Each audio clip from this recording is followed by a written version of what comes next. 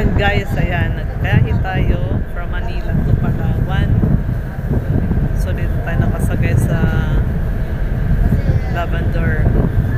Ayan, may nadaanan tayong bundok. So ayan, lalaki ng alon.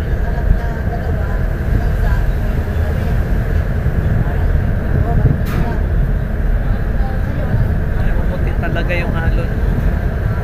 Pero kaya naman ng barko.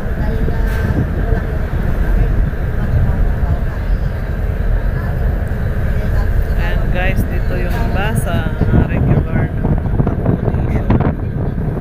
So hindi yan aircon. Yung nakuha naman natin accommodation ay aircon. So ayan guys, ayan.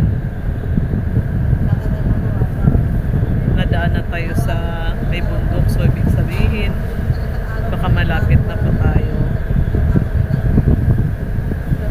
either Mindoro na ito, and then bago pa Palawan.